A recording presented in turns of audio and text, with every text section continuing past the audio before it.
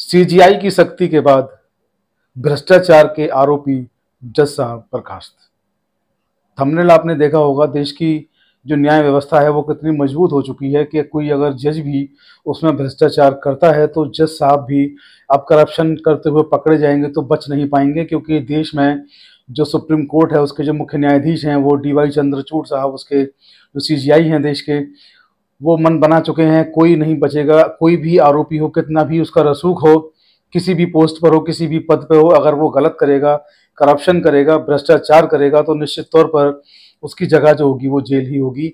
आज का पूरा जो मामला है वो इसी से संबंधित है। वीडियो को शुरू करने से पहले सीजीआई से आपको प्रणाम, नमस्कार। आप सब जानते हैं सीजीआई कितना बेहतरीन काम कर रहे हैं, मैं उनका बहुत बड़ा फैन हूँ। इसके अलावा आप लोग देख रहे हैं कि जो हमारे प्रधानमंत्री हैं मोदी जी, उनका तीसरा कार्यकाल शुरू हो चुका है। पिछले 2 कार्यकालों की अपेक्षा तीसरा कार्यकाल थोड़ा कठिन रहने वाला है, क्योंकि पिछले 2 कार्यकालों में उनके सामने कोई नेता प्रतिपक्ष नहीं था और इस बार राहुल गांधी उनको नेता प्रतिपक्ष के रूप में सामने से मिले हैं। इसके अलावा आप लोग देख रहे हैं कि ईडी है, सीबीआई है, दोनों केंद्र की एजेंसियां हैं, किस तरीके से काम करती हैं, क्या उनकी कार्यशैली रहती है। आजकल पिछले कुछ महीनों में, चुनाव से पहले से ही आप देख रहे हैं, पहले जो आम आदमी था वो नहीं जान पाता था कि वो कैसे काम करते हैं, उनके क्षेत्राधिकार क्या होते हैं, उनके लीगल राइट्स क्या होते हैं। लेकिन वर्तमान समय में हम सब लोग, आप लोग देख रहे हैं सोशल मीडिया के माध्यम से, अखबार, टीवी चैनल के माध्यम से, हम लोग सब लोग देख रहे हैं, पूरा देश देख रहा है कि उनके क्षेत्राधिकार क्या हैं, लीगल राइट्स क्या हैं, वो उनका काम करने का तरीका क्या है। दूसरा बात करें, दिल्ली के मुख्यमंत्री हैं अरविंद केजरीवाल, लंबे समय से जेल में हैं, जमानत नहीं हो पा रही है। मनीष सिसोदिया हैं, डिप्टी चीफ मिनिस्टर हैं, जमानत नहीं हो पा रही है।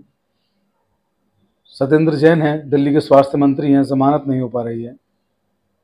अभी अभी हेमंत सोरेन जो पूर्व मुख्यमंत्री हैं, उनकी जमानत हुई। आम आदमी पार्टी से भी अगर बात करें तो संजय सिंह जो राष्ट्रीय प्रवक्ता हैं आम आदमी पार्टी के, राज्यसभा के सांसद हैं, उनकी जमानत अभी हुई कुछ समय पहले। तो जो कुछ भी चला पिछले दिनों घटनाक्रम, उस पूरे घटनाक्रम में सबसे जो महत्वपूर्ण जो विषय निकल के आया वो आया जमानत। जमानत में भी 2 चीज़ें निकल कर के आई कि जमानत जो है, किन्हीं मामलों में आप देखेंगे जमानत हो जाती है और किन्हीं मामलों में आप देखेंगे कि जमानत नहीं हो पा रही है।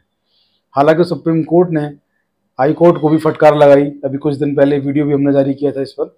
सुप्रीम कोर्ट ने कहा था कि जमानत जो है उसको आप रोक नहीं सकते, जमानत जो होती है वो अधिकार होती है, जमानत आपको देना चाहिए। ये जो अपराध होता है उसकी प्रकृति पर निर्भर करता है कि अपराधी को जमानत दी जाएगी या नहीं दी जाएगी। कानून में, कानून की किताबों में भी इसके लिए प्रावधान अलग से किया गया है।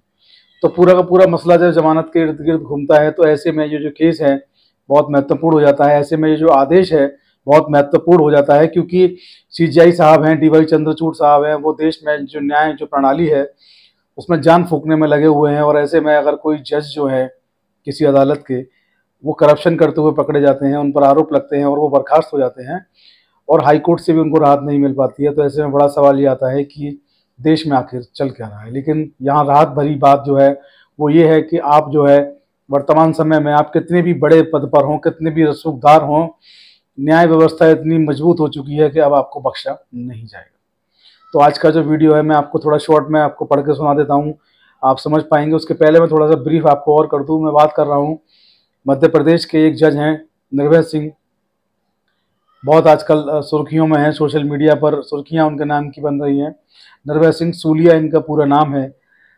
एडीजे थे, यानी कि अतिरिक्त जिला एवं सत्र न्यायाधीश।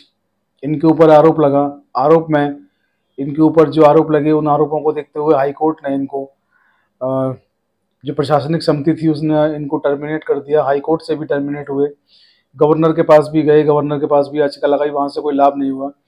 अपील की, रिवीजन किया, कहीं कोई लाभ नहीं मिला और लास्ट में बर्खास्त ही हुए। तो थोड़ा सा मैं आपको इसका ब्रीफ जो पढ़ कर सुना देता हूँ, जो सोशल मीडिया पर आजकल बहुत ज़्यादा चल रहा है। तो ये जज हैं निर्भय सिंह सूलिया, एमपी में जज थे। 1987 में सिविल जज के रूप में सबसे पहली इनकी पोस्टिंग मिली, इनकी ज्वाइनिंग जो मिली वो सिविल जज की मिली 1987 में। इसके बाद 2011 में ये एडीजे बने, अतिरिक्त जिला एवं सत्र न्यायाधीश, इनकी प्रोन्नति हुई। और अगस्त में ही 2011 में ही एडीजे बनते हैं और 12 अगस्त 2011 में ही इनके ऊपर आरोप लगता है। जयपाल मेहता के द्वारा इन पर शिकायत दर्ज कराई जाती है, जिसमें ये इन पर भ्रष्टाचार के आरोप लगे हैं। और ये आरोप इन पर लगे हैं आबकारी अधिनियम 1915 मध्य प्रदेश के तहत जमानत देने में लेकर जो चीज़ें उन्होंने की, उसको लेकर इन पर आरोप लगे हैं। इन पर जो आरोप हैं उनमें ये है कि समान धाराओं में जमानत दे दी गई और समान धाराओं में ही जमानत खारिज कर दी गई। तो दोहरा जिन्होंने मापदंड जो अपनाया, इसको लेकर इन पर आरोप लगे।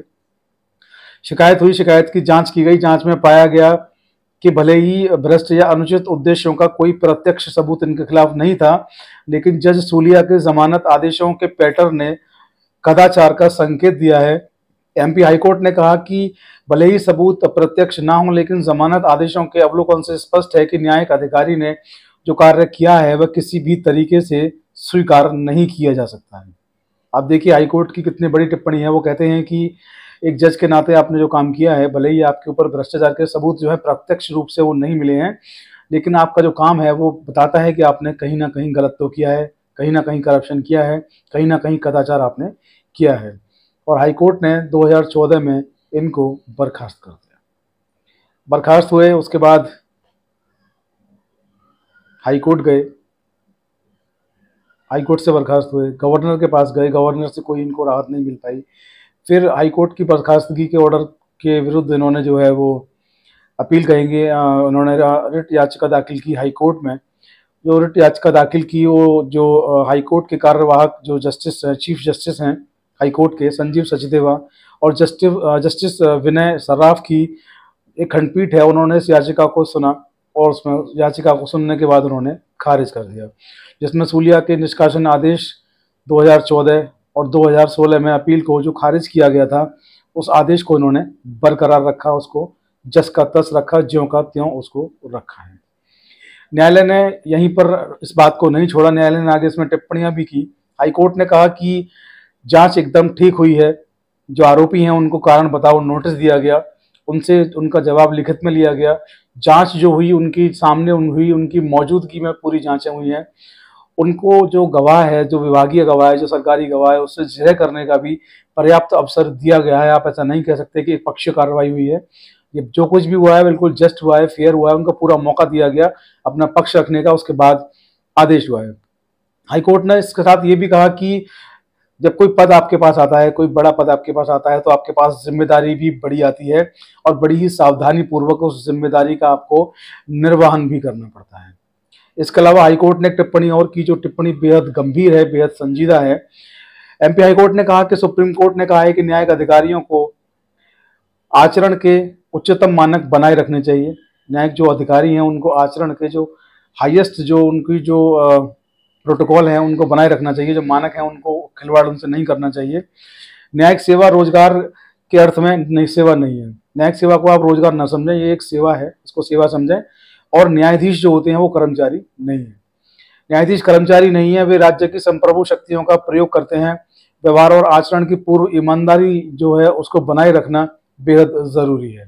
तो आप देख सकते हैं हाईकोर्ट ने तल्ख टिप्पणी भी की है। बाकी के जो न्यायाधीश हैं पूरे देश के, उनके लिए यहाँ एक मैसेज देने का प्रयास भी किया है कि आप अगर एडिशनल सेशन जज यानी कि एडीजे के पोस्ट पर भी आप हैं और आप करप्शन करते हैं और आपके खिलाफ सबूत पाए जाते हैं या आपका आचरण ऐसा पाया जाता है जिससे प्रतीत होता है कि आपने कोई ना कोई गलत काम किया है, भ्रष्टाचार किया है, कदाचार किया है, तो आपको बख्शा नहीं जाएगा, आपको टर्मिनेट किया जाएगा। और ये पूरा जो भी है एमपी हाईकोर्ट का जो आदेश है बहुत अच्छा, इस आदेश को कहेंगे एक स्वागत योग्य ये पहल हाईकोर्ट ने की है। क्योंकि आमतौर पर देखा जाता है कि कोई भी विभाग हो, अपने विभाग के लोगों को बचाने में लोग लग जाते हैं। अगर आप पुलिस की शिकायत पुलिस से करते हैं तो पुलिस जो है वो उस मामले में बड़ी ढील देती है। ऐसे तमाम विभाग होते हैं, लेकिन यहाँ पर आप देखेंगे कि सीजीआई डीवाई चंद्रचूड़ साहब के सीजीआई बनने के बाद से देश में जो कहेंगे कि न्याय क्षेत्र में जो क्रांति आपको देखने को मिल रही है उसका ये प्रत्यक्ष प्रमाण है। आप देखेंगे कि कैसे एक हाईकोर्ट ने एक एडिशनल सेशन जज जो थे उनकी सजा को बरकरार रखा है और ये कह दिया है, बाकी जो मैसेज जो दिया है स्पष्ट कर दिया है कि आपको बख्शा नहीं जाएगा। अगर आप उच्च पद पर हैं तो आपको बड़ी जिम्मेदारियां भी आती हैं, उनको भी आपको निर्वहन करना चाहिए और जो मानक हैं उन मानकों पर आपको खरे उतरना आपकी जिम्मेदारी है। तो आज की वीडियो में इतना ही। आप लोग बने रहें चौधरी लीगल एसोसिएट पर। वीडियो को शेयर फॉरवर्ड करना ना भूलें और जो लोग वीडियो को पहली बार देख रहे हैं सब्सक्राइब करके नोटिफिकेशन का बेल जरूर दबा दें। थैंक यू, धन्यवाद।